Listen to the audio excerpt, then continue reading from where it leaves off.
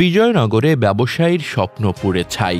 আমাদের বিজয়নগর প্রতিনিধি মোহাম্মদ শামীম মিয়ার পাঠানো তথ্য ও ভিডিও চিত্রে দেখুন বিস্তারিত। ব্রাহ্মণবাড়িয়ার বিজয়নগর উপজেলার সিঙ্গারবিল ইউনিয়নের ক্ষীরাতলা গ্রামে অজ্ঞাতভাবে আগুন লেগে দুটি দোকান পুড়ে ছাই হয়ে গেছে। ২৬ নভেম্বর মঙ্গলবার দুপুর ২টায় এ ঘটনা ঘটে। মোহাম্মদ আহসান আহমেদ রানার মাস্টার লাইব্রেরি ও তাহমিদ এন্টারপ্রাইজ নামের দুটি দোকান পুড়ে যায়। প্রাথমিকভাবে আগুনের সূত্রপাত সম্পর্কে জানা যায়নি, তবে ধারণা করা হচ্ছে যে কেউ উদ্দেশ্য প্রণীতভাবে পেছনের দরজায় পর্দায় আগুন লাগিয়ে চলে যায়। এতে ব্যবসায়ীর আনুমানিক ২ লক্ষ টাকার অধিক অর্থ ক্ষতিগ্রস্ত হয়। স্থানীয়রা জানান, বিষয়টি অত্যন্ত দুঃখজনক। এখানে বিদ্যুৎ থেকে আগুন লাগেনি, নিশ্চয়ই কেউ উদ্দেশ্য প্রণোদিতভাবে পেছনের দরজায় ঝুলানো পর্দার মাঝে আগুন দিয়ে পালিয়ে যায়। আগুন আর বিদ্যুতের সাথে কানেকশন নেই। সরেজমিনে এসে সবাই দেখে এটাই ধারণা করেছে, হয়তো যে কেউ এই নেক্কারজনক ঘটনা ঘটিয়েছে।